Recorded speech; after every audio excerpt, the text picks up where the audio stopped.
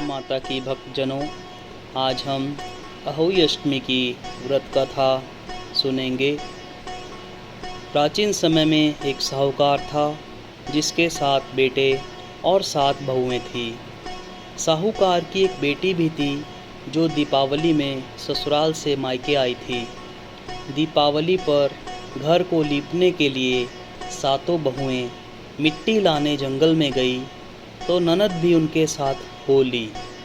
साहूकार की बेटी जहाँ मिट्टी काट रही थी उस स्थान पर स्याहू अर्थात साही अपने बेटों के साथ रहती थी। मिट्टी काटते हुए गलती से साहूकार की बेटे की खुरपी की चोट से स्याहू का बच्चा मर गया। स्याहू इस पर क्रोधित होकर बोली, मैं तुम्हारी कोख बांधूंगी। स्याहू के वचन सुनकर साहूकार की बेटी अपनी 7 भाभियों से एक एक कर विनती करती है कि वह उसके बदले अपनी कोख बंधवा लें। सबसे छोटी भाभी ननद के बदले अपनी कोख बंधवाने के लिए तैयार हो जाती है। इसके बाद छोटी भाभी के जो भी बच्चे होते हैं वे 7 दिन बाद मर जाते हैं। 7 पुत्रों की इस प्रकार मृत्यु होने के बाद उसने पंडित को बुलवाकर इसका कारण पूछा। पंडित ने सुरही गाय की सेवा करने की सलाह दी। सुरही सेवा से प्रसन्न होती है और उसे स्याहू के पास ले जाती है।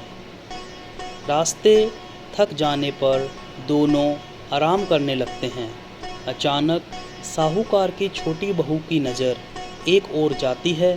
वह देखती है कि एक सांप गरुड़ पंखिनी के बच्चे को डसने जा रहा है और वह सांप को मार देती है।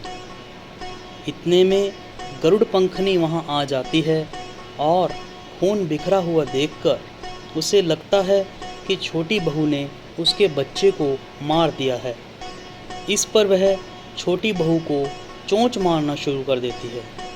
छोटी बहू इस पर कहती है कि उसने तो उसके बच्चे की जान बचाई है। गरुड़ पंखनी इस पर खुश होती है और सुरही सहित उन्हें स्याहू के पास पहुंचा देती है।